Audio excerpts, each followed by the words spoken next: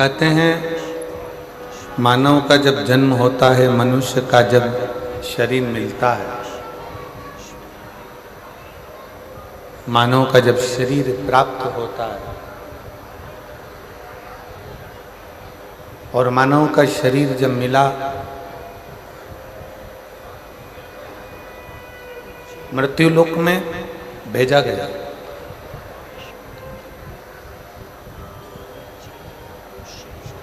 मछली का जन्म हुआ तो जल से पूछा कि ये मछली तुम्हारे पानी में रहेगी, तुम्हें कोई दिक्कत तो नहीं है? क्या आप इस मगरमच्छ को, मछली को, जल में रहने वाले जीवों को संभाल लोगे? जल ने कहा कि हम बैठे हैं, जब तक जल में रहने वाली मछली, मगरमच्छ, जल के जीव जब तक जल में हैं तब तक वो सुरक्षित है,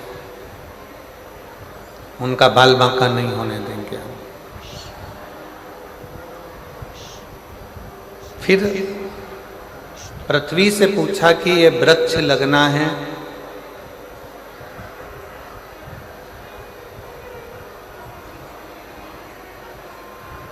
इन वृक्षों को लगाना है, क्या इन वृक्षों को आप संभाल लोगे? पृथ्वी ने कहा कि तुम चिंता मत करो, इन वृक्षों को जन्म दीजिए। ये वृक्ष, इनकी जड़ जब तक मिट्टी में रहेगी, पृथ्वी से लगी रहेगी, तब तक इन वृक्षों का कुछ भी बिगड़ने वाला नहीं। थोड़ा ध्यान से सुनिएगा कथा।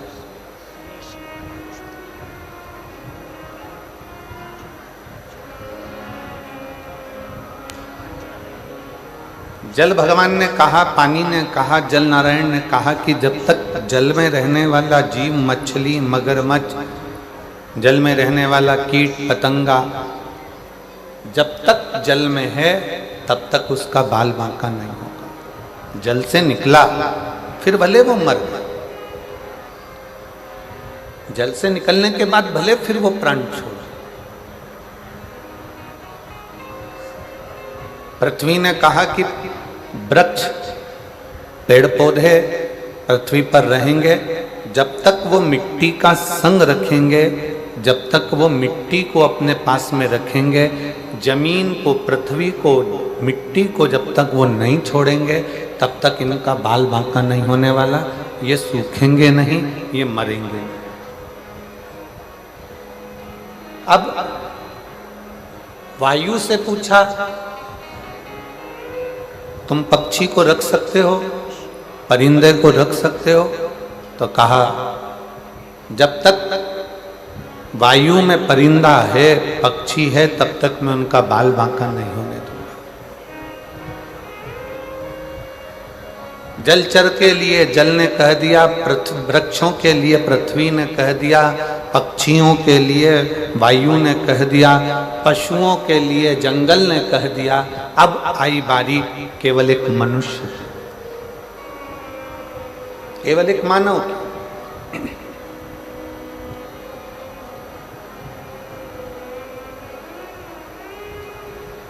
और मानव को देखकर स्वयं देवताओं ने पूछा ब्रह्मा जी से कि इन मनुष्य को कौन रखेगा, इनको कौन साधेगा? ब्रह्मा जी से पूछा, क्या तुम इन मनुष्यों को, इन मानवों को साध सकते हो?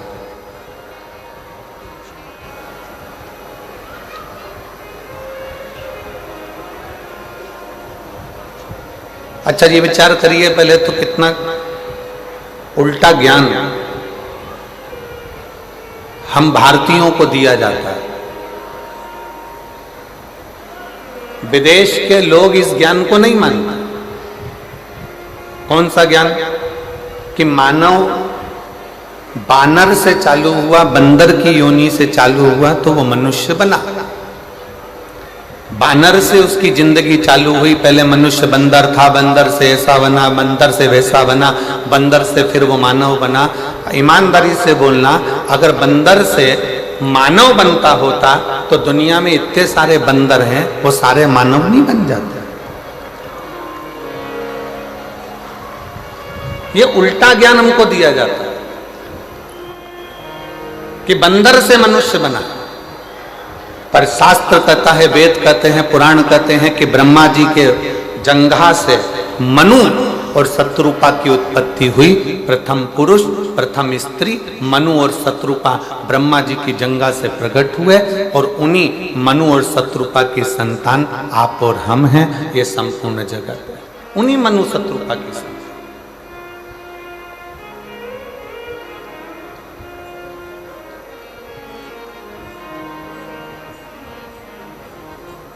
और ज्ञान क्या दिया गया, कहा क्या गया कि आप और हम बानर से पैदा हुए, बंदर की योनि थी, बंदर से mनुष्य बनते चले गए, मानव बनते चले गए। अरे भाई, अगर बानर से मानव बने होते तो इतने बंदर संसार में ना रहते, फिर वो भी मानव बन जाते। केवल सनातन धर्म की लेखनी को दबाने के लिए लोगों ने अपनी लेखनी को प्रकट किया।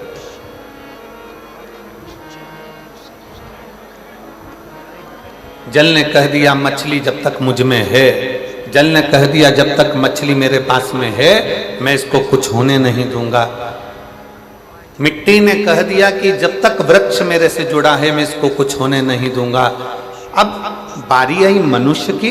ब्रह्मा जी से पूछा है, इन मनुष्य को आप रख सकते हो?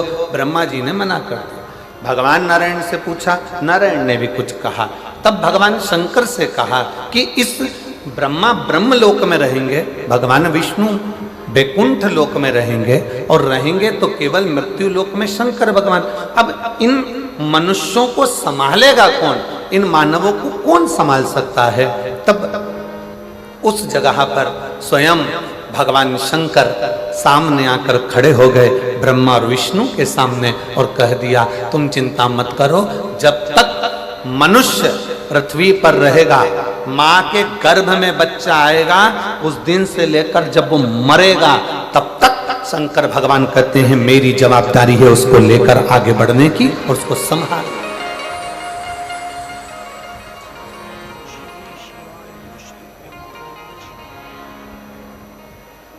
शिव कह रहे हैं कि ये मेरी जवाबदारी है, शंकर भगवान कह रहे हैं ये मेरी जवाबदारी,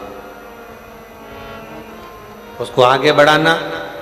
बस एक निवेदन है कि शंकर भगवान ने जैसे कहा कि आगे बढ़ाने की जवाबदारी मेरी है, पृथ्वी पर बच्चा जन्म लेगा, माँ के गर्भ में जब से बच्चा आएगा और जब तक वो मरेगा, मरने तक की जवाबदारी मेरी है। जन्म नहीं हुआ उससे पहले मैं माँ के स्तनों में दूध दे दूंगा, उसके भरण पोषण की व्यवस्था में कर दूंगा। सारी व्यवस्था करने के बाद अंत समय में भी अगर उसको कोई अग्नि नहीं देगा, अंत समय में भी उसको कोई लकड़ी नहीं देगा, अंत समय में भी अगर उसके प्राण छूटने के बाद उसको कोई अग्नि नहीं देगा, लकड़ी नहीं देगा, उसकी चिता को यदि कोई आग ना लगाएगा, तो यहाँ शास्त्र कहता है, शंकर भगवान ने कहा कि उसके जन्म से लेकर मरण तक की व्यवस्था मेरी रहेगी। जो एक लोटा जल चढ़ाएगा, शिव जी कहते हैं वो मेरा खुद का हो जाएगा, मेरा अपना का, मेरा स्वयं का।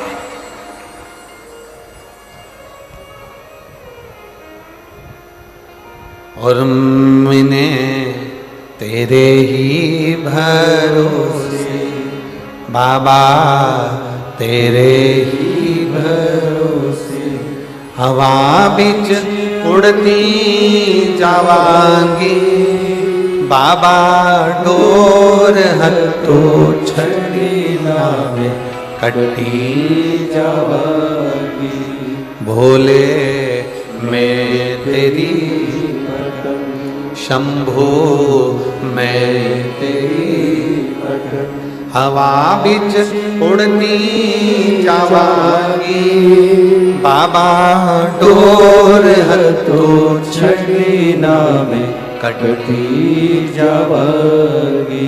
मछली जब तक पानी से जुड़ी है, मछली का बाल बांका नहीं होता।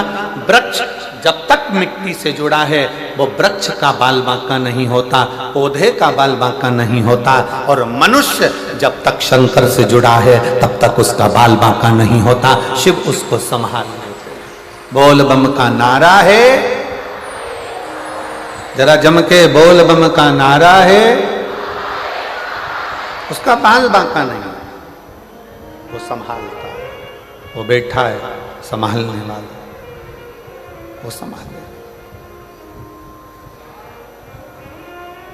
वो संभाल लेता है। और मेरे भोले तेरा सहारा है, मेरे भोले तेरा सहारा है, मेरी नैया का तू किनारा है, मेरी नैया का तू किनारा है। ओ मेरे बाबा तुझे पुकारा है, मेरे बाबा तुझे पुकारा है, मेरी नैया का तू किनारा है, मेरी नैया का तू किनारा है। हम उसके आश्रित होकर जिए।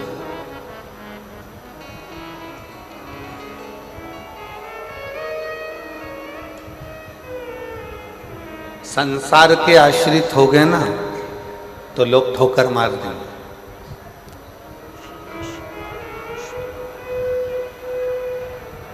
जगत के आश्रित हो गए तो भी लोग ठोकर मार देंगे, पर उस महादेव के अगर आश्रित हो गए तो ठोकर नहीं मिलेगी, ठोकर नहीं मिलेगी। सुनने के लिए आप हमारे चैनल को हमसे कई लोग पूछते हैं कि गुरुजी सारे प्रदेशों में छत्तीसगढ़ का इतना विकास कैसे होते जा रहा है।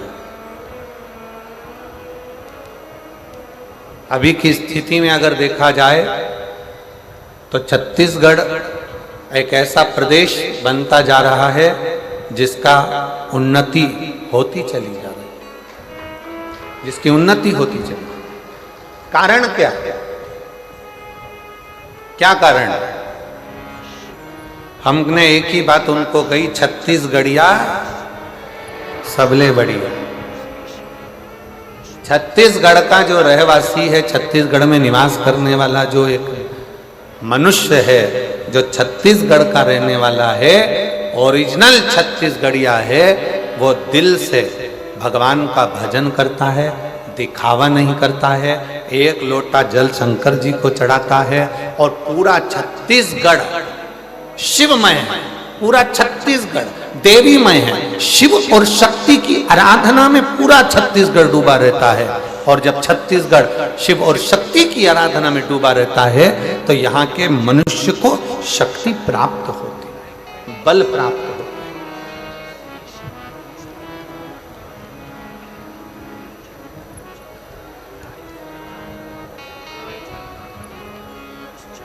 एक बात कहना चाहेंगे, आप लोगों के स्मरण में हो, दूसरे प्रदेशों में छोटे छोटे गांवों को छोड़कर गांव में रहने वाले ग्रामीण शहर जाकर अपना मकान बना रहे हैं और वहां रहने की तैयारी कर रहे हैं। पर छत्तीसगढ़ का किसान, छत्तीसगढ़ का खेती करने वाला एक ग्रामीण, छत्तीसगढ़ में गांव में रहने वाला एक किसान जो धान की फसल लेता है, जो धान बोता है, वो अपना गांव नहीं छोड़ना चाहता, क्योंकि उसको मालूम है ये धान का कटोरा है और यही हमारा भरण पोषण का स्थान है। यही है।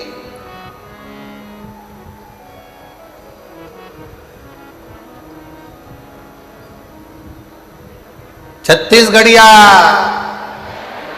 जरा जम के जरा, अच्छा आवाज नहीं आई। छत्तीसगढ़िया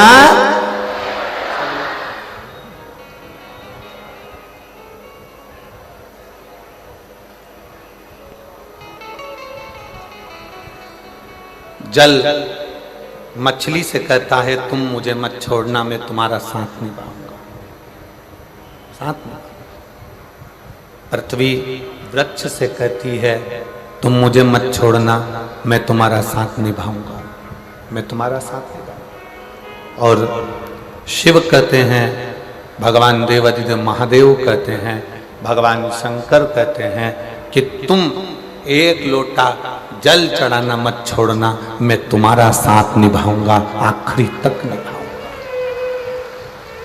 आखिरी तक।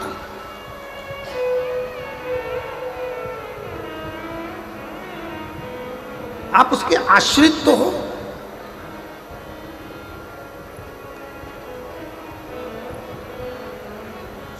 कल एक व्यक्ति ने प्रश्न किया, हमको तो मालूम, हमको लगता था कि जसपुर में कोई प्रश्न नहीं करेगा, पर बहुत अच्छा प्रश्न जसपुर के लोगों ने कल करा। अब वो पत्र अगर हम ढूंढेंगे तो थोड़ा समय लगेगा। उस जसपुर की एक बहन ने लिखा पत्र में, अब वो कौन से गांव की है और वो पत्र को ढूंढेंगे तो थोड़ा समय लग सकता है। उसने पत्र में लिखा, क्यों गुरुजी, आप कहते हो संसार में जन्म लेने वाले प्रत्येक मनुष्य के हृदय में शिव का निवास है। आप कहते हो संपूर्ण जगत में जन्म लेने वाले मनुष्य के हृदय में शंकर बसा है, भगवान बसा है, ईश्वर बसा है। तो फिर अगर जगत में जन्म लेने वाले मनुष्य के हृदय में भगवान बसा है तो फिर भगवान इनको दुख देता ही क्यों है? अब प्रश्न देखिए जसपुर वालों का कितना जोरदार है।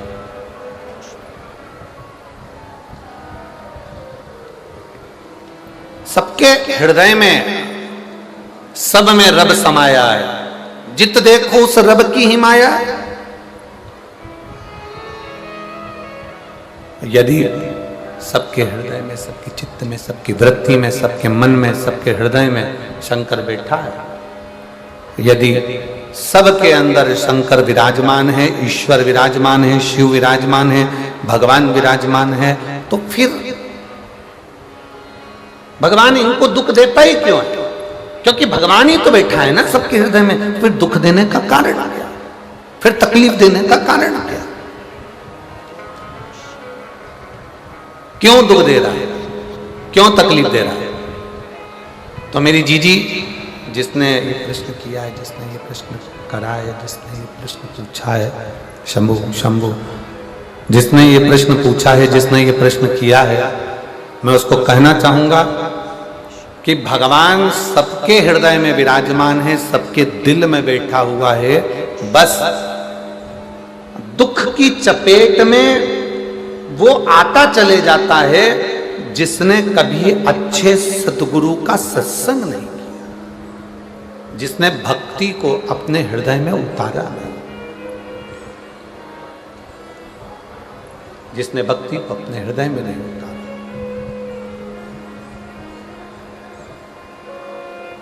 गुरु नानक देव जी ने एक बात कही अपनी वाणी में,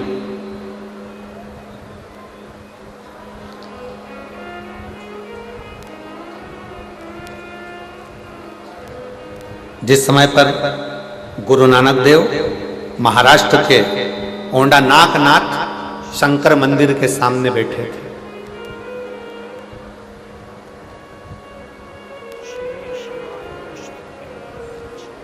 जिस समय पर गुरु नानक देव जी ओंडा नागनाथ महाराष्ट्र के शिव मंदिर की साक्षी में बैठे हुए थे, तो वहां पर उन्होंने संत नामदेव जी से कहा था कि व्यक्ति भटकता कब है?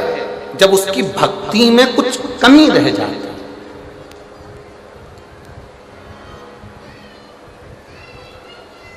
जब उसके विश्वास में कमी रह जाती है, उसके भरोसे में कमी रह जाती है,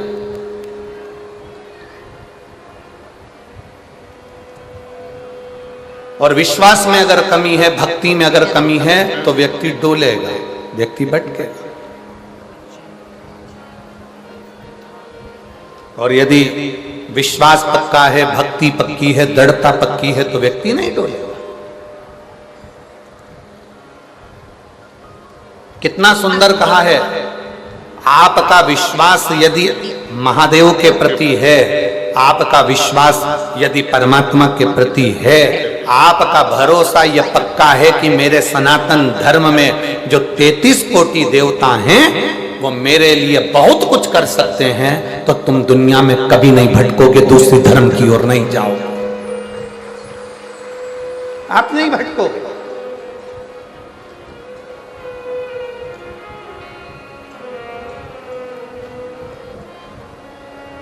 एक कितना सुंदर प्रसंग है।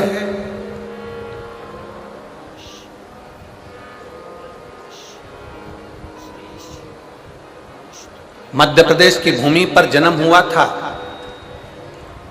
बैजनाथ मिश्र का।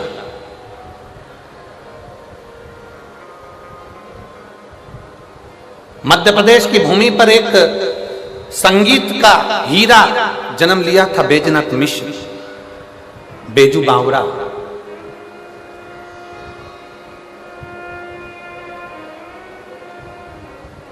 और ग्वालियर के राजघराने में वो बेजू बावरा अपनी संगीत की कला देता था।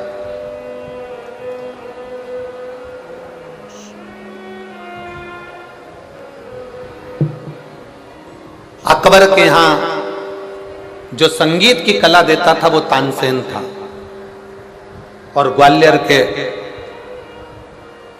राजघराने में मानसिंह के उस राज्य में, ग्वालियर के राजघराने में अगर कोई संगीत की सेवा देता था तो वो बेजू बावरा था।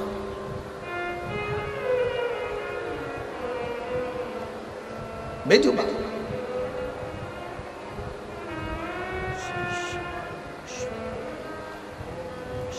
एक दिन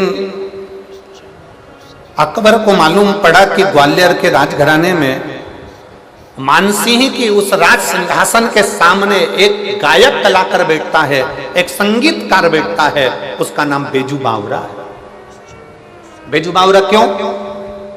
किस लिए? क्योंकि वो संगीत में इतना डूब गया था, संगीत में इतना डूब गया था, इतना संगीत में डूब गया था कि 24 घंटे वो संगीत की कला से बाहर ही नहीं निकल पाता था। तो लोग ने उसे पागल कहना प्रारंभ कर दिया, बावरा कहना प्रारंभ कर दिया। नहीं तो उसका नाम था बैजनाथ मिश्र।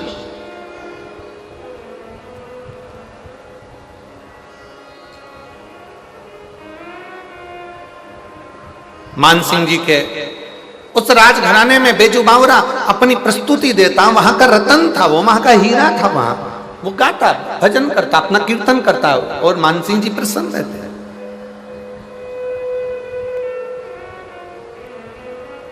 महाराज अकबर को मालूम पड़ा। जरा देखिएगा कितना विचित्र कथा है, बहुत सावधानी से सुनिएगा जरा। ये उनके मुंह पर, ये कथा उनके मुख पर थप्पड़ है जो कहते हैं सनातनी पत्थर की पूजन करते हैं। ये कथा उनके मुख पर थप्पड़ है, जो कहते हैं कि पत्थर की पूजन करते हो तुम हिंदू, तुम सनातनी पत्थर को पूजते हो। बेजू बावरा ने अकबर के राजघराने में जाकर बताया था कि पत्थर की पूजन का प्रमाण किया।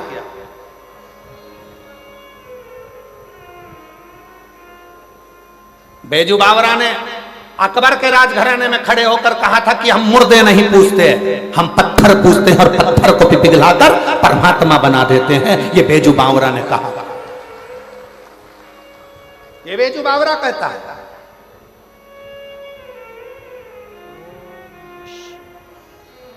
अकबर को मालूम पड़ा, सूचना मिली अकबर को, और अकबर ने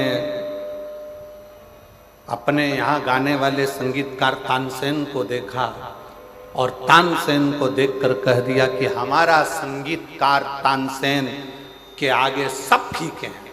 ये बेजू बावरा जिसको लोग पागल कहते हैं, ये तो बैजनाथ मिश्र है, पर लोग इसको बावरा कहते हैं, पागल कहते हैं, क्योंकि सही में इसमें बुद्धि नहीं है। अकबर कह रहा है।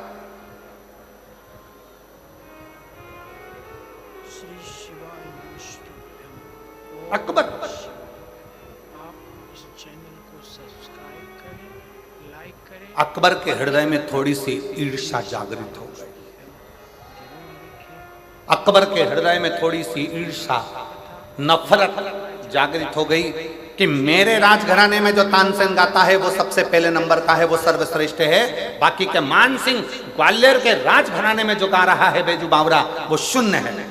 अकबर ने उसी समय पर डोंडी पिटवा दी। पूरे नगर में, पूरे क्षेत्रों में, सारे प्रदेशों में आवाज गई, नगरों में डोंडी पिटाई गई कि हमारे तानसेन को सम्मुख में बिठाकर हम संगीत की परीक्षा करना चाहते हैं। जो जीतेगा उसको रत्नों से तोल दिया जाएगा और जो हारेगा उसको मृत्यु दंड दे दिया जाएगा। जितने संगीत वाले थे उसमें से कोई संगीत वाला जाने को तैयार नहीं हुआ कि ऐसा रतन किस काम का, अगर हार गए तो मृत्यु दंड, जिंदा रहे तो रतन, तो मतलब क्या। कोई संगीत वाला नहीं गया। 4 बार पत्र मानसिंह जी के यहाँ भेजा गया, 4 बार पत्र राजा मानसिंह ग्वालियर नरेश के पास भेजा गया कि आपके यहाँ पर बेजू बावरा संगीत का मर्मज्ञ है, उसको भेजिए। बेजू बावरा के पास सूचना पहुंची। राजा मानसिंह ने कहा, अकबर ने एक परीक्षा रखी है, तानसेन को जो हराएगा या जो हारा उसको मरना है, और जो जीत गया उसको ही रतन से, हीरे से, पन्ना से, माणिक से, रत्नों से तोल दिया जाएगा। बेजू बावरा, मानसिंह जी ने कहा, हमारा मन है बेजू बावरा, तुम जाओ उस अकबर की राज सिंहासन पर जाकर तुम अपनी संगीत की कला दिखाओ। बेजू बावरा ने कहा मानसिंह जी से, क्योंकि बेजू बावरा शंकर का परम भगत था, शिव का। बेजू बावरा, बैजनाथ मिश्र, उनके पिताजी शंकर की उपासना करते थे, उनकी मां शंकर की आराधना करती थी, वो स्वयं शिव की आराधना करते थे। शंकर पर 1 लोटा जल, शंकर की भक्ति करना, शिव की आराधना करना, शंकर के मंदिर में बैठकर शिव के सम्मुख में, शंकर की साक्षी में, नटराज की साक्षी में अपनी संगीत की कला का आनंद लेते थे। जो गुरु सिखाते थे वो बेजू बावरा शिवालय में बैठकर शंकर की साक्षी में अपनी संगीत की कला को निखारता था, अपनी संगीत की कला। और शिव महापुराण की कथा कहती है, शंकर की कथा कहती है, अगर बच्चा पढ़ने में कमजोर है, बच्चे का विवेक कमजोर है, बच्चे की बुद्धि कमजोर है, बच्चा सक्सेस नहीं हो रहा, सफलता नहीं मिल रही है, उसका जॉब नहीं लग रहा है, कहीं वो आगे बढ़ नहीं पा रहा है, तो उन बच्चों से निवेदन है, शंकर के मंदिर में 1 लोटा जल चढ़ाओ, थोड़ा सा जल झेल कर नंदी के पास बैठकर उस जल का आचमन करना प्रारंभ कर दो। तुम्हें खुद मालूम पड़ने लगेगा कि तुम जो पढ़ रहे हो तुम्हें याद होना चालू हो जाएगा, तुम अच्छे से अच्छे नंबर पाकर आगे बढ़ना प्रारंभ कर दोगे। विद्या अध्ययन भी करो, खूब पढ़ो, लगनता से पढ़ो, अपना कर्म करो, रात दिन एक करो, और शंकर जी पे 1 लोटा जल चढ़ाकर पीना प्रारंभ करो। जो माताएं कहती हैं मेरी याददाश्त कमजोर हो गई, मैंने सामान यहाँ रखा था भूल गई, ना जाने कैसे सामान भूल गया, ना जाने कैसे ऐसा हो गया। जो माताएं कहती हैं, भाई लोग कहते हैं हम भूल जाते हैं, याददाश्त कमजोर हो गई, 60 के ऊपर के हो गए इसलिए याददाश्त चली गई, नहीं। अगर आपकी याददाश्त जा रही है तो आप शंकर जी को 1 लोटा जल चढ़ाना प्रारंभ करो, अपने घर से जल भरो, शिव के मंदिर में जाकर चढ़ाओ, उस जल को झेलो, नंदी के पास बैठकर आचमन कर लो, उसको पी लो। आपको खुद मालूम पड़ेगा 20-22 दिन में, 1 महीने में आपको अंतर दिख जाएगा कि मेरी याददाश्त पहले जैसी थी मजबूत, वैसी की वैसी और हो गई, अब मैं भूल नहीं रही, अब मैं भूल नहीं रहा। बैजनाथ मिश्र जी के, बेजू बावरा जी के माता पिता ने बेजू बावरा को शंकर के मंदिर में बहुत रुचि प्रदान कर दिया। बेजू बावरा तो शिव का उपासक भी था और गायन में भी प्रबल, शिव भक्ति भी और साथ में गायन। शंकर को नटराज मानकर जो गायन की विद्या करता बेजू बावरा। कहा बेजू मेरा मन है।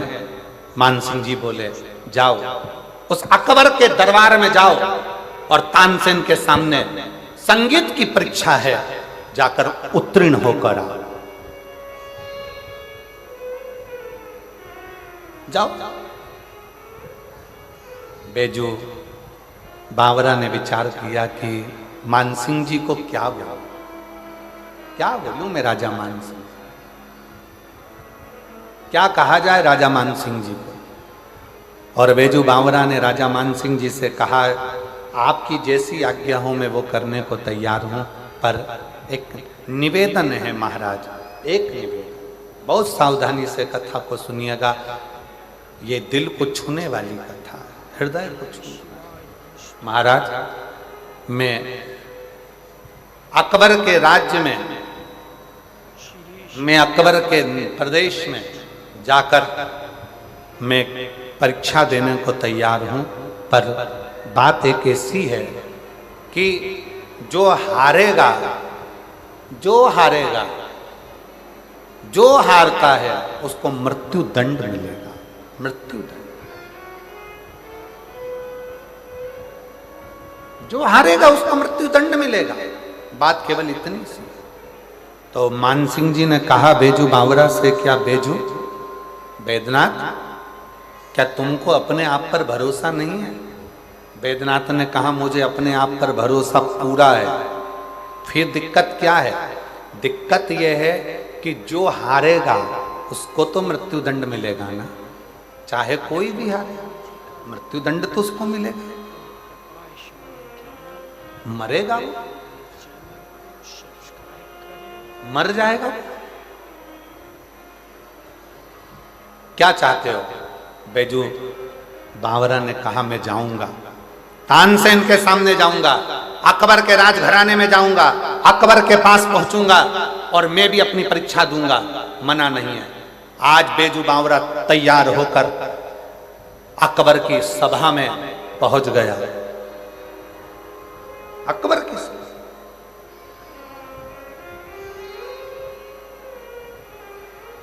परीक्षा की घड़ी थी। अकबर ने कहा बेजू बावरा से, सुन रहे बेजू बावरा, मैंने सुना है तू मानसिंह जी के यहाँ पर गायन का बहुत बड़ा उस्ताद है, बहुत बड़ा संगीतकार है। तो बेजू बावरा ने हाथ जोड़कर अकबर के सामने कहा कि मैं काय का बहुत बड़ा उस्ताद तो मेरा वहीं रह गया, वो कैलाश अधिपति, वो शंकर, वो शिवालय में रहने वाला मेरा शिव, वो रहा, वो उस्ताद, वो उस्ताद। बस मालूम है ना बेजू बावरा, जो हारेगा उसको मृत्यु दंड मिलेगा। मालूम है ना तेरा? जो हारेगा उसको मृत्यु दंड मिलेगा। मालूम है तुझको? हाँ, मुझे मालूम, मुझे ज्ञात। तुझे ज्ञात है? हाँ, मुझे ज्ञात। और शंभु शरणे मांगू घड़ी दुख काटो, दया करीन दर्शन ओ शंभु शरणे मांगू घड़ी रे घड़ी दुख काटो, दया करीन दर्शन ओ दया करीन दर्शन शंभु शरणे मांगू घड़ी रे दुख काटो, दया करीन दर्शन। तेरे को मालूम है ना? हाँ, मुझे मालूम। परीक्षा चालू हुई, एक तरफ तानसेन, दूसरी तरफ बेजू बावरा।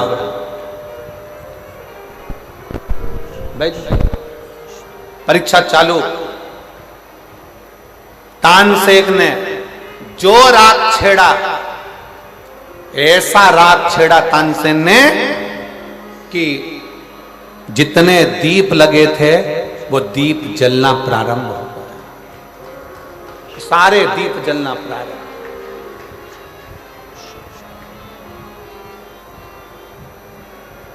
सारे दीप। अब जो दीप जलना प्रारंभ हुए तो दीप जलते जलते जलते जलते जलते जलते उस दीप को जलते राग में इतना बल था कि जितनी स्त्रियां कपड़े पहने थे, जितने पुरुष कपड़े पहने थे, उनमें भी आग लगना प्रारंभ हो गई। और जैसे ही आग लगना प्रारंभ हुई, तानसेन ने तो लगा दी आग। अब आई बारी बेजू बावरा की। बेजू ने देखा कि सबके कपड़े जल रहे हैं, दीप जल रहे हैं, तो जो दीप जलते हुए देखा तो बेजू ने तुरंत अपनी राग को जो छेड़ा तो जल वृष्टि होने लगी, पानी गिरने लगा। और पानी गिरने लगा तो जितने दीप थे वो बुझने लगे, जो कपड़ों में आग लगी थी वो सारी की सारी बुझने लगी, सारी की सारी।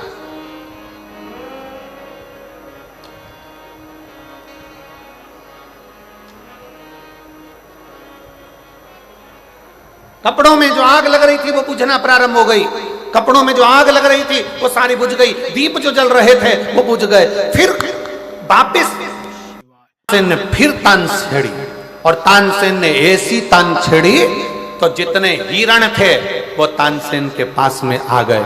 और जैसे हिरण आए, हिरण पास में आते से ही तानसेन ने एक माला निकालकर हिरण के गले में डाल दी। हिरण उस माला को पहनकर भाग गए। अब बेजू बावरा से कहा गया कि वो माला को वापस बुलाओ। जैसे बेजू बावरा ने अपनी राग छेड़ी, जो गए हुए हिरण थे वो वापस दौड़ कर आ गए, और बेजू बावरा ने उनके गले से माला निकालकर अपने पास में रख ली, अपने पास में रख। अकबर देखकर आश्चर्य में पड़ गया, अकबर देखकर आश्चर्य में पड़ गया। और अकबर आश्चर्य में पड़ते से ही अकबर को आ गया गुस्सा कि ये तो मेरे तानसेन को हरा रहा है। इतने में अकबर अपने सिंहासन पर बैठकर बेजू बावरा को कहने लगा, अरे बेजू बावरा, तुम हिंदू, तुम सनातनी पत्थर की पूजन करते हो क्या? पत्थर तुम्हारे पूजन करने से, पत्थर क्या तुम्हारे बोलने से पिघल सकता है? क्या पत्थर पिघल सकता है? जैसे ही बेजू बावरा को कहा, जैसे ही कहा, और बेजू बावरा ने राग मालकोस राग को जो गाया, जो बेजू बावरा ने जैसे ही राग मालकोस गाना प्रारंभ करा, क्योंकि तुरंत तानसेन के सामने बेजू बावरा से कहा गया, तुम सनातनी, तुम हिंदू पत्थर की पूजन करते हो, क्या पत्थर तुम्हारी बात सुनता है? क्या पत्थर तुम्हारे कहने से पिघलता है? क्या पत्थर पिघलेगा? बेजू बावरा ने कहा, पत्थर पिघला कर ही रहूंगा। और बेजू बावरा ने जो मालकोस राग गाना प्रारंभ करा, सामने देखा कि एक पत्थर अकबर ने सामने रख दिया, रखते से ही, और जो बेजू बावरा ने भगवान शिव का नाम लेकर गाना प्रारंभ करा, पत्थर पिघलना प्रारंभ हो गया, पत्थर पूरा पानी की तरह हो गया, पत्थर पानी की तरह हुआ। बेजू बावरा ने अपना तानपुरा लिया, पत्थर को उस गीले से, उस जो पतला तरल पदार्थ बन गया था, जो पानी बन गया था, उसमें अपना तानपुरा रख दिया। तानपुरा रखा, बेजू बावरा ने गाना जैसे बंद करा, पत्थर ठंडा हुआ, ठंडा होकर वापिस वो तानपुरा उसमें गढ़ गया, उसमें जम गया। अब बेजू बावरा ने कहा तानसेन से, अब तुम गाओ और मेरा ये तानपुरा निकाल कर बताओ। तानसेन हाथ जोड़ लिया कि मैं इस तानपुरे को नहीं निकाल सकता। बेजू बावरा ने अकबर से कहा, सुन अकबर, तेरे नगर में मैं परीक्षा देने के लिए आया हूं, पर इतना याद रखना अकबर, अगर दिल में प्रेम हो, सच्चा विश्वास हो, सच्ची भक्ति हो, श्रद्धा भरोसा पूर्ण हो, तो पत्थर भी पिघलता है। इसलिए हिंदू पत्थर की पूजन करता है।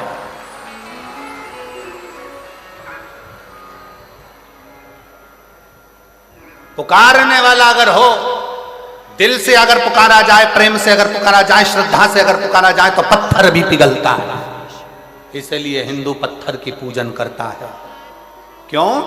क्योंकि हिंदू सनातनियों में वो बल होता है कि पत्थर को परमात्मा मानकर पूजते हैं तो पत्थर में भी परमात्मा को प्रकट कर लेते हैं। वो परमात्मा का बल एक सनातनी में होता है। जो आपसे कहते हैं ना, आजकल के नवयुवक लड़के लड़कियां आपस में बात कर कर कह देते हैं सोशल मीडिया पर, कहाँ हिंदू तो पागल हो गया, सनातनी तो पागल हो गया, पत्थर की पूजन से क्या होता है, पत्थर की पूजन से क्या होता है। हमारे सनातन धर्म की मूलता है बेजू बावरा अकबर के सामने बैठकर अपने प्रेम की वाणी से, अपनी लयता से, अपने शब्दों से पत्थर को पिघला देता है। और वही बेजू बावरा अकबर के सामने कहता है ये सनातन धर्म है, ये हिंदू है, कि पत्थर को भी अगर भाव से पूछता है तो उसमें भी परमात्मा प्रकट कर लेता है। ये भाव हमारे यहां दिखाया गया। ये भाव कई लोग कहते हैं गुरुजी ये आप कहते हो कि एक प्रश्न कल वो बहन ने करा, उसी प्रश्न का ये उत्तर है, उसी प्रश्न का उत्तर।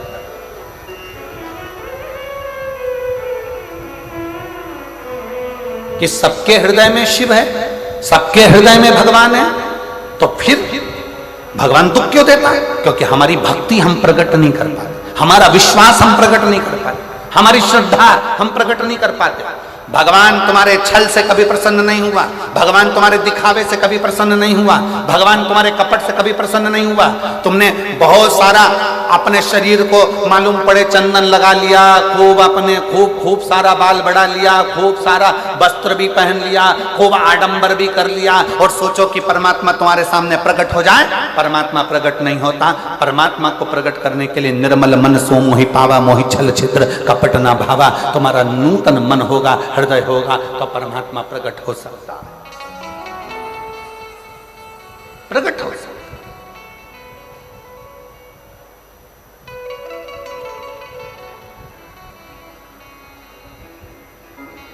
वो कहते हैं ना, आहूं में असर होगा, घर बैठे बुला लेंगे, आहूं में असर होगा, घर बैठे बुला लेंगे। तुम रूठे रहो भोले, हम तुम्हें मना लेंगे। मेरी जीजियों, मेरे जीजाओं, मेरी बेटियों, मेरे बेटाओं, मेरी माताओं, मेरे भाई, मेरी बहन, मेरे बांधव, अपने हृदय में एक बात संजो कर रखना। तुमसे लोग कहें कि एक लोटा जल चढ़ाने से होगा क्या, एक लोटा जल शंकर के मंदिर में चढ़ाने से होगा क्या, क्या होगा? आप एक बार एक लोटा जल लेकर शंकर के मंदिर में विश्वास लेकर जाओ। वो लोटा का जल नहीं है, वो हमारा विश्वास है कि मेरा दुख मेरा महादेव काटेगा। वो एक लोटा जल नहीं है, वो हमारी सच्ची श्रद्धा है कि मेरा भोलेनाथ मेरे दुख को काटेगा। वो एक लोटा जल नहीं है, वो आपका शुद्ध भाव है। क्यों? क्योंकि हमारे पास देने के लिए, भगवान को देने के लिए कुछ भी नहीं है, कुछ भी नहीं। हम क्या दे सकते हैं महादेव को? हम क्या प्रदान कर सकते हैं भगवान शंकर को? हम क्या दे सकते हैं भगवान देवादिदेव महादेव को? हमारे पास देने के लिए कुछ भी नहीं। हमारे पास देने के लिए अगर कुछ है, हमारे पास देने के लिए, ये टीवी के कारण हो रहा है, टीवी के कारण, हमारे पास देने के लिए अगर कुछ है तो वो केवल श्रद्धा, वो केवल विश्वास, वो केवल भरोसा, वो केवल दृढ़ता, केवल श्रद्धा, केवल विश्वास, केवल दृढ़ता। दुनिया के लोग तुमसे कहें कि एक लोटा जल में क्या होगा, एक लोटा जल क्या है, एक लोटे जल में क्या रखा है, तुम कह देना वो एक लोटा जल नहीं है, वह हमारा विश्वास, वह हमारा भरोसा, वह हमारी दृढ़ता शिव के प्रति है। शिव के शंकर, तुम कहते हो भोले हमें काशी प्यारी है, तुम कहते हो भोले हमें काशी प्यारी है, एक बार तो आ जाओ, एक बार तो आ जाओ, काशी भी बना दे, एक बार तो आ जाओ, काशी भी बना दे, तुम रूठे रहो बोले हम तुम्हें मना लेंगे, आहों में असर होगा, घर बैठे बुलाएंगे, आहों में असर होगा, घर बैठे बुला लेंगे। यदि आहों में असर है, पक्की श्रद्धा, पक्का विश्वास, पक्की दृढ़ता अगर तुम्हारे भीतर है, पक्की श्रद्धा, पक्का विश्वास, पक्की दृढ़ता यदि तुम्हारे भीतर है, तो ये मानकर चलना कि मेरा देव अधिदेव महादेव पत्थर में से भी प्रकट होकर तुम्हारे दुखड़े को काट सकता है। मेरा देव अधिदेव महादेव, मेरा शंकर, मेरा वो घड़दानी, मेरा शंभु, मेरा त्रिकालदर्शी, मेरा कैलाशी, मेरा अविनाशी, अगर विश्वास है तो पत्थर में से प्रकट होकर भी, सामने आकर भी वो आपके दुखड़े काट सकता है, वो आपके दुखड़े मिटा सकता है।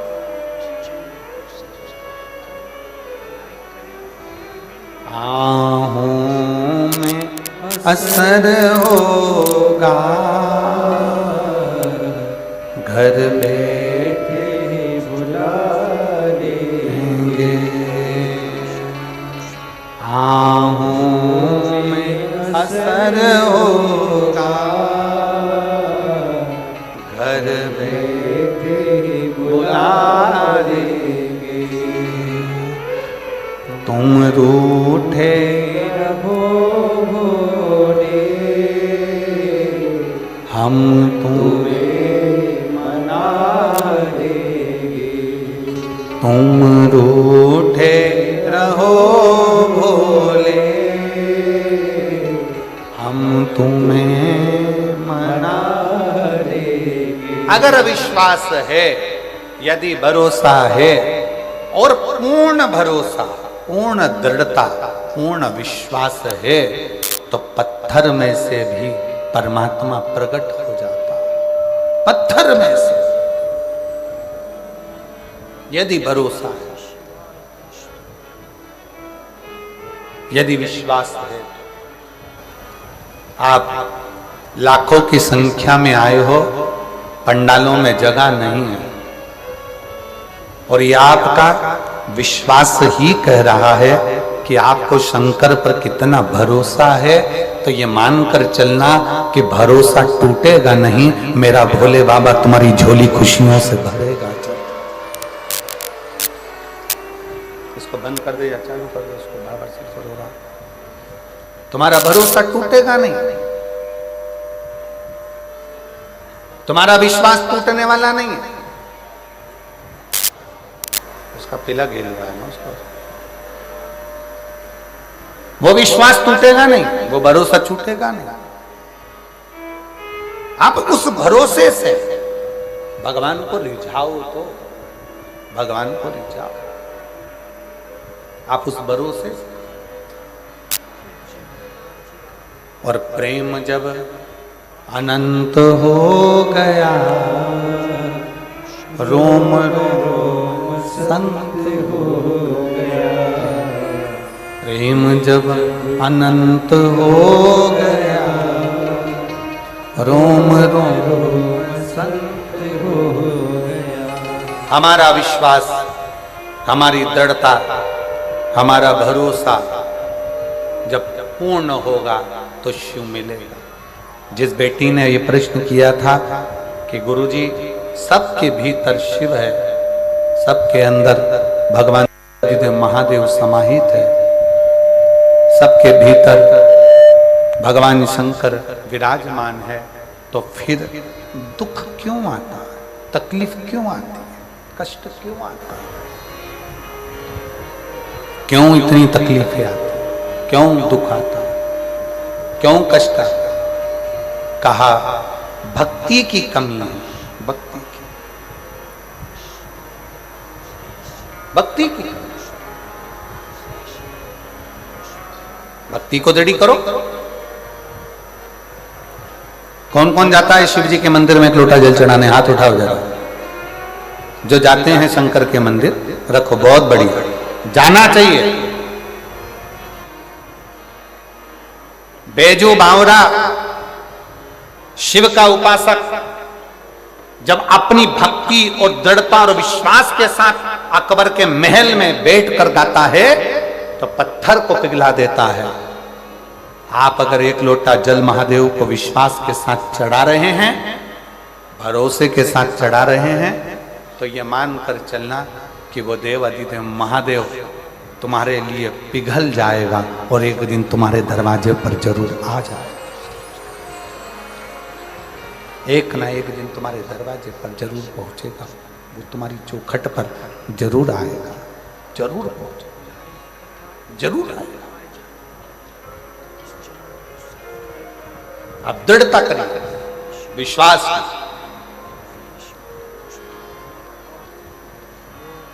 भरोसे की। एक चावल का दाना भी अगर लेकर शंकर के मंदिर में जा रहे हो, एक चावल का दाना लेकर भी अगर शिव जी के मंदिर में पहुंच रहे हो, शंकर जी की चौखट पर जा रहे हो,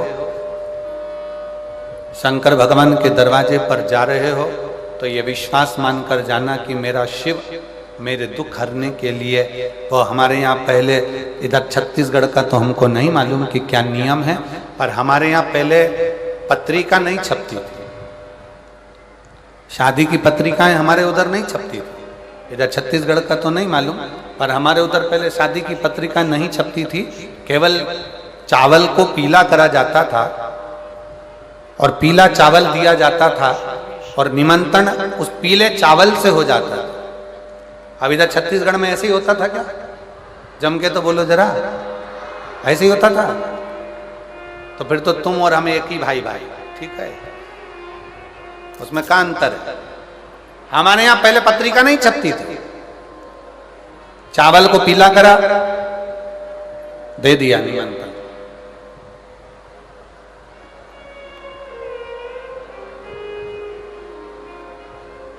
और चावल को पीला करके निमंत्रण दिया जाता था, और निमंत्रण दिया तो जिसके यहां पर निमंत्रण जाता था वो आता था।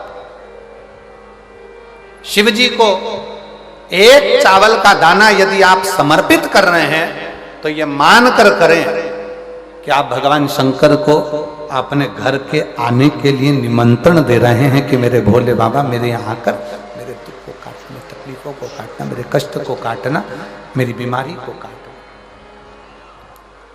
आप निमंत्रण दे रहे हैं। बोल बम का नारा है, बाबा एक सारा, जरा जम के बोलो, बोल बम का नारा है, सारी समस्या का हल। कोई लेट बनता है, कोई जल्दी बनता है, शिव को जल चढ़ाने वाला एक दिन से जरूर बनता है। शिव शिव है, शंकर शंकर।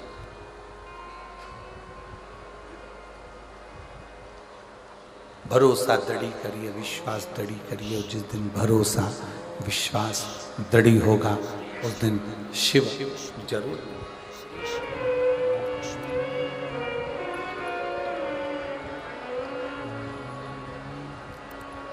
श्री शिवाय नमस्तुभ्यं। श्री शिवाय नमस्तुभ्यं। श्री शिवाय नमस्तुभ्यं। श्री शिवाय नमस्तुभ्यं। श्री शिवाय नमस्तुभ्यं। भोला सब दुख काटो मारा, ओ भोला सब दुख काटो मारा। शिव शंकर जपो तेरी माला, भोले बाबा जपो तेरी माला। भोला सब दुख काटो मारा, ओ भोला सब दुख काटो मारा। वेश है मंगल मंगलकारी, वेश है मंगल मंगलकारी। शमशान वासी हमारा, शमशान वासी हमारा। ओ भोला सब दुख काटो मारा, ओ भोला सब दुख काटो मारा।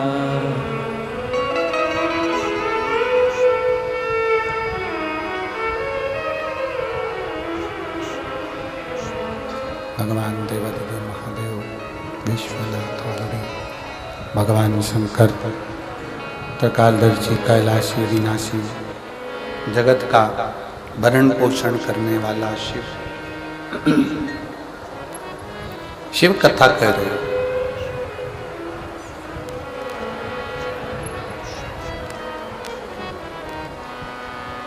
भगवान शंकर का चरित्र कह रहा है, शिव महापुराण की कथा कर रहे। विश्वास है तो शिव है। जैसे अभी माननीय मुख्यमंत्री जी ने अपनी वाणी में कहा, शब्दों में कहा कि मदेश्वर नाथ जी का ये जो शिवलिंग है, जब हमारे क्षेत्र के लोगों को कोई तकलीफ होती है तो वो यहाँ आकर बाबा को अपने हृदय की बात कहकर जाते हैं।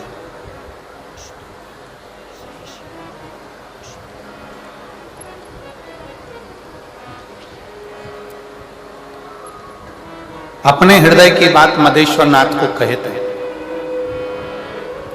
और मदेश्वर बाबा वो इस हृदय की बात को स्वीकार कर कर आपकी झोलियां खुशियों से भर।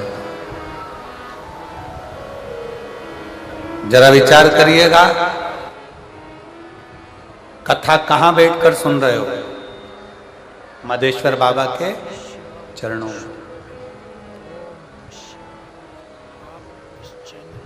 और विश्वास के साथ अगर श्रवण करिए, भरोसे के साथ। यहां आए हो, सेवा कर रहे हो, कोई किसी रूप में सेवा कर रहा है, कोई पानी पिला रहा है, कोई अन्य रूप में सेवा कर रहा है, कोई किसी रूप में सेवा कर रहा है। अपने अपने क्रम में सब लगे हुए हो, वो सेवा का फल खाली नहीं जाता।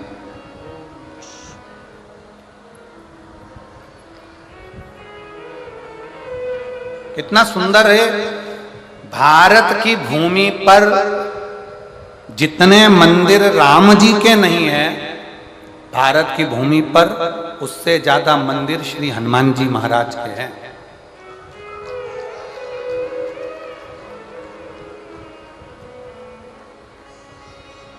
भारत की भूमि पर जितने मंदिर राम जी के नहीं है, गांव गांव में भले राम जी का मंदिर नहीं होगा, पर भारत की भूमि पर सबसे ज्यादा मंदिर श्री हनुमान जी महाराज के हैं। कारण, ऐसा कौन सा कारण है कि जितने राम जी के मंदिर नहीं, उससे ज्यादा हनुमान जी के मंदिर? उसका एक कारण है, हनुमान जी ने राम जी की सेवा इतनी करी कि पूरे भारत की भूमि पर, पूरी जगत में, पूरी दुनिया में सेवा हनुमान जी ने राम जी की इतनी करी कि आज भारत की भूमि पर वो सेवा पूजा रही है। राम जी से ज्यादा हनुमान जी के मंदिर बने और हनुमान जी की सेवा लोग कर रहे हैं। सेवा,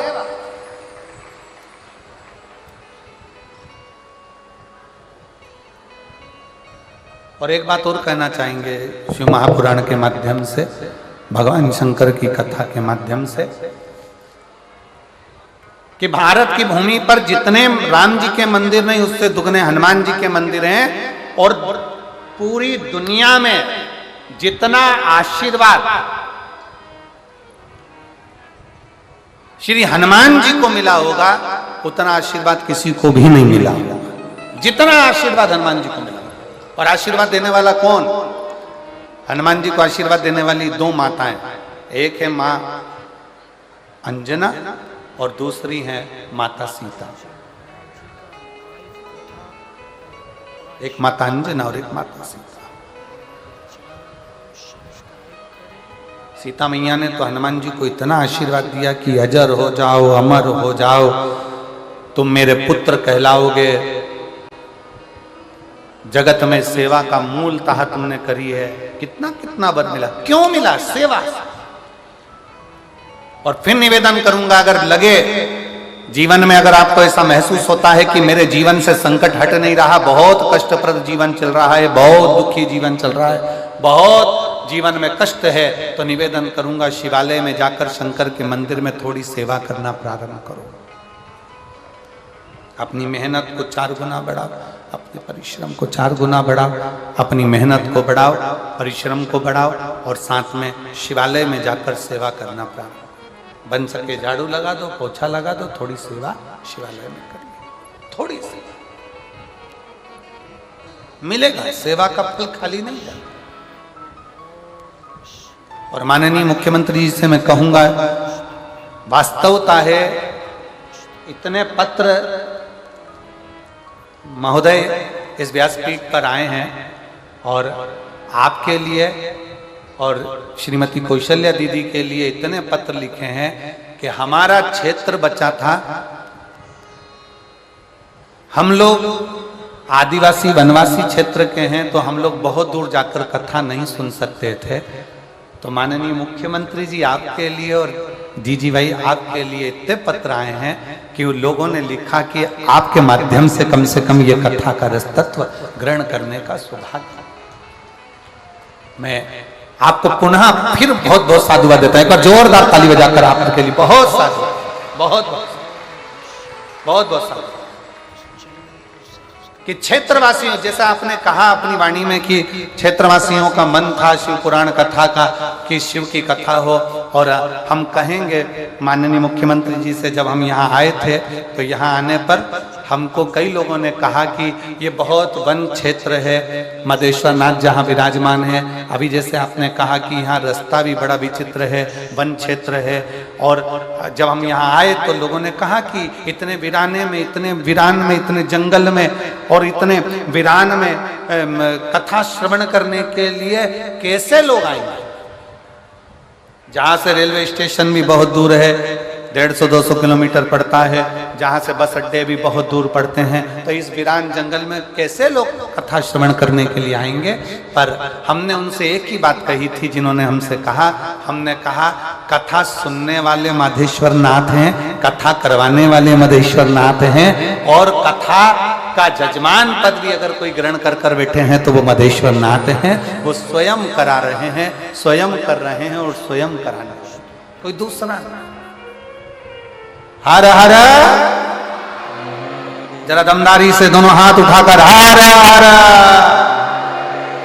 वो स्वयं करा रहा, स्वयं। और मैंने तेरे ही भरोसे बाबा, तेरे ही भरोसे हवा बिच उड़ती जावांगी, बाबा डोर हटो छड़ी नाम कटी जावांगी, भोले मेरे पदम शंभो मेरे पदम, हवा बिच उड़ती जावांगी, बाबा डोर हटो छड़ी नाम कटी जावांगी। शिव कथा कर रही है, भगवान शंकर का चरित्र कर रहा है। शिव के मंदिर में लगाया गया दीपक, शिव के मंदिर में लगाई गई झाड़ू, शिव के मंदिर में लगाई गई बुआरी, शंकर के मंदिर में लगाया गया पोछा, शंकर के मंदिर में करी गई सेवा खाली नहीं जाती, उस सेवा का फल मिलता जाता, सेवा। और जितने लोग यहाँ सेवा कर रहे हैं ना, कोई पानी पिला रहा है, कोई टॉफी बांट रहा है, कोई बिस्कुट बांट रहा है, कोई भोजन करा रहा है, जितने लोग सेवा में लगे सब अपनी अपनी डायरी में लिख के रख लेना कि मैंने 5 रुपए का पानी पिलाया था। और अगली कथा जो यहाँ पर मई के महीने में आपको जो नजदीक में सुनने को मिलेगी ना, वो गुमला झारखंड में मई में 11 मई से, तो वहां अपना पत्र जरूर भेजना कि मुझे 1.5 महीने में जो मैंने 5 रुपए का पानी पिलाया था वो 50,000 हुआ कि नहीं हुआ, मेरे बाबा ने झोली भरी कि नहीं। शिव शिव है, शंकर शंकर है। एक चोर चोरी करने के लिए शंकर के मंदिर में चले जाता है, शिवालय में ध्यान नहीं देता, अर्चना करने वाला नहीं है, चोरी करने वाला है, आराधना करने वाला नहीं, चोरी करने वाला। और अंधेरा हो रहा है, कुछ भी नहीं दिख रहा, अपने तन का कपड़ा उतार कर दीप से लगाकर, तन के कपड़े को दिए से जलाकर, तन के कपड़े को दीप लगाकर और तन के कपड़े को आग लगाकर चारों तरफ से देख रहा है कि यहाँ चोरी का सामान क्या है, चोरी का सामान नहीं देखा। फिर उसने आग लगाकर फिर देखा, चोरी का सामान क्या है, नहीं। आखिरी में शंकर भगवान प्रकट होकर शिव, और भगवान शंकर ने कहा, आज मेरे मंदिर में शिवरात्रि के दिन तूने दीप लगाया, प्रकाश कर,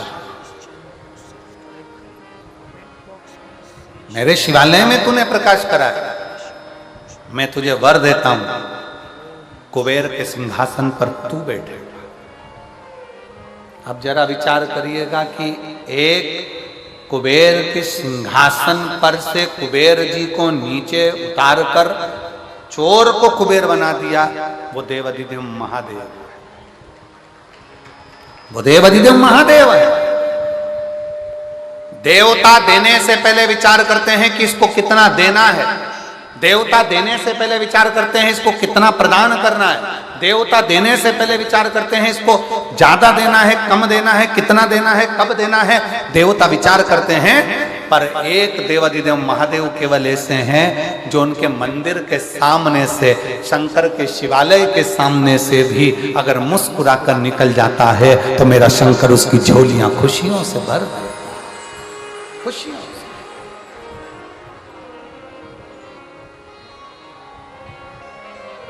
केवल एक शिव। और कितनी करुणा, देखिए शिव महापुराण का एक चरित्र कितना सुंदर आता है कि विदल और उत्पल दो असुर है। विदल और उत्पल दो असुर हैं, दोनों की वृत्ति बेकार है, पर उसमें से एक कहीं ना कहीं उसके हृदय में श्रद्धा और विश्वास है।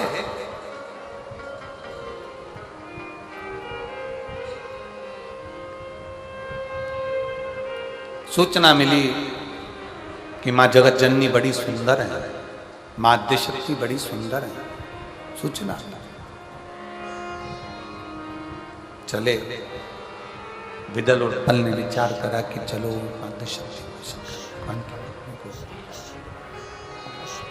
विदल और उत्पल ने विचार करा कि चलो, हमने सुना है कि वो जगदम्बा, वो पार्वती बड़ी सुंदर है, उसको लेकर आते हैं, चलो। और विदल उत्पल ने विचार कर कर मां आद्यशक्ति, मां दुर्गा भवानी, मां जगत जननी जगदम्बा, मां अंबा, मां कालरात्रि, मां कुष्मांडा, मां स्कंदा, मां दुर्गा के सम्मुख में मां पार्वती तो अपने कार्य में लगी हुई थी। और विदल उत्पल ने उनको देख लिया, देखा तो इतनी सुंदर उनको देखकर आश्चर्य में पड़ गए। आश्चर्य, इतनी सुंदरता। बस विदल उत्पल ने विचार कर लिया, विदल उत्पल ने विचार कर लिया कि अब इनको लेकर जाना। हाथ पकड़ने के लिए विदल उत्पल आगे बढ़े, मां पार्वती जी को लग गया कि ये विदल उत्पल की दृष्टि गलत है, दृष्टि गलत है। मेरी मां जगत जननी जगदम्बा अंबा आज संपूर्ण विश्व की बच्चियों को, संपूर्ण विश्व की बेटियों को एक प्रेरणा दे रही हैं कि सावधान रहो, सावधान। अभी आपको एक सूचना नहीं मिली होगी, अगर टीवी पर अगर आप देख रहे होंगे या गूगल पर सर्च करेंगे या न्यूज़ों में देखेंगे तो एक आपको सूचना मिली होगी कि कई लड़कों ने हिंदुओं की लड़कियों को फंसाकर, सनातनियों की बेटियों को अपने चुंगल में फंसाकर और उन बेटियों को ले जाकर एक कमरे में बंद कर दिया, एक कमरे में बंद कर दिया। और कहीं से लव जिहाद का ये मामला है कि प्रेम करते हैं, प्रेम के जाल में फंसाते हैं और प्रेम के जाल में फंसाकर उनको अपना कर एक कमरे में बंद करते गए। 22 लड़कियों को एक कमरे में बंद करा और कहीं से फोन आता कि इस लड़की को हमको बेच दो, इस लड़की को हमें बेच दिया जाए, उस लड़की को वहां बेच दिया जाए। नशे का इंजेक्शन लगाते उस लड़की को और बेच कर आ जाते। अभी सरकार ने दिल्ली में छापा मारकर अभी सरकार ने उनको पकड़ा और 20-22 बेटियां प्राप्त हो। कहां जा रही हैं? हमारे सनातनियों की बेटियों को भड़काकर, हमारे सनातनियों की बेटियों को, और फिर निवेदन करूंगा मेरे भारत की बेटियों से, जितनी बेटियां मेरी यहां कथा श्रवण करने के लिए बैठी हैं और जितनी आस्था चैनल के माध्यम से कथा सुन रही हैं, जितनी बेटियां कथा श्रवण कर रही हैं, मैं उनसे एक निवेदन करना चाहूंगा।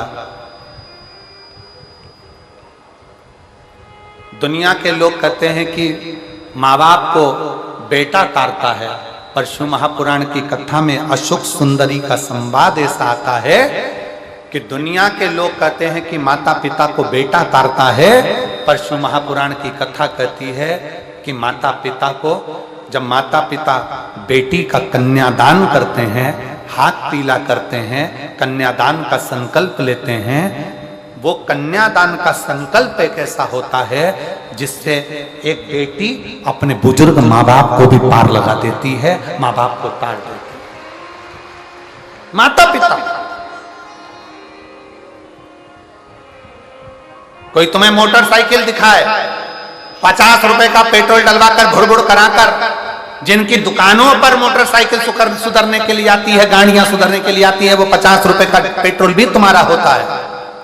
10-20 रुपए की चाउमीन खिलाकर, 25-50 रुपए का नाश्ता कराकर, अपनी बॉडी शॉडी दिखाकर, अपना सुंदर सूरत दिखाकर, 10-20 रुपए की मोटरसाइकिल में घुमाकर, तुम्हें अपने चुंगल में फंसाकर, तुमसे शादी कर कर तुम्हारी जिंदगी को ऐसी नरक कर देते हैं कि ना तुम अपने माँ बाप के घर आने की रहती हो, ना जगत में मुंह दिखाने की रहती हो।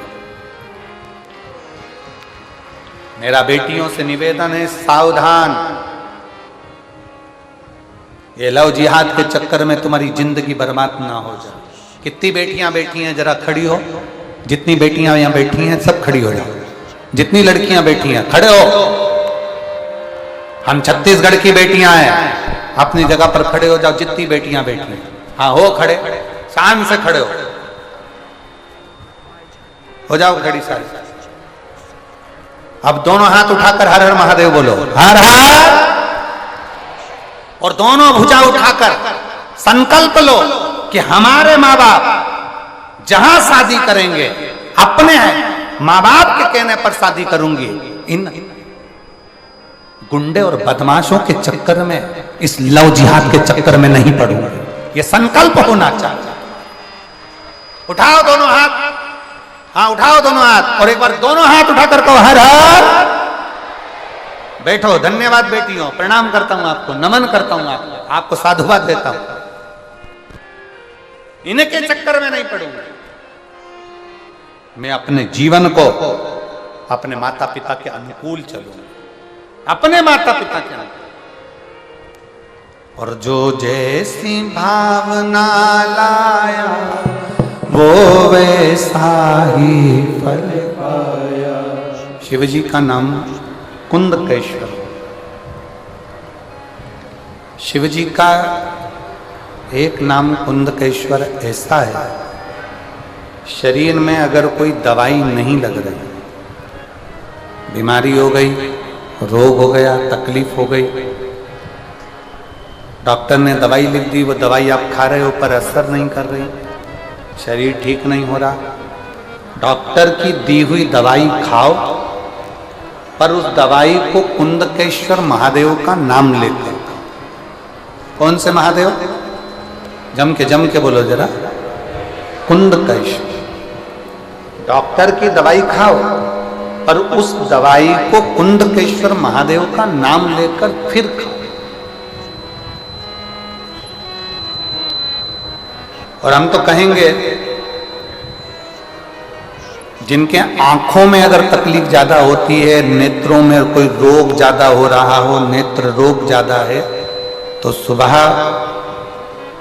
बाबा के मंदिर में जब आप जाते हैं शिव जी को जल चढ़ाने के लिए, तो यो शिव जी का जो शिवलिंग होता है और जो जलाधारी होती है, उस जलाधारी के सामने से जहाँ जल बहता है, वहाँ पर अपनी हथेली को लगाकर, ऐसे अपने हाथ की हथेली को लगाकर कुंदकेश्वर महादेव के नाम से उन आँखों पर उसको थोड़ी देर लगाना चाहिए।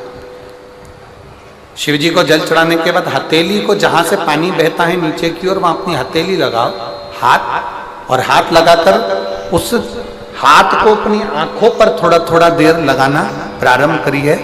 धीरे धीरे कुंदकेश्वर महादेव का नाम लेते रहो। नेत्रों का कैसा भी तकलीफ होगी वो धीरे धीरे ठीक होना प्रारंभ होती जाएगी, नेत्र काम करना प्रारंभ। कुंदकेश्वर महादेव का नाम लो।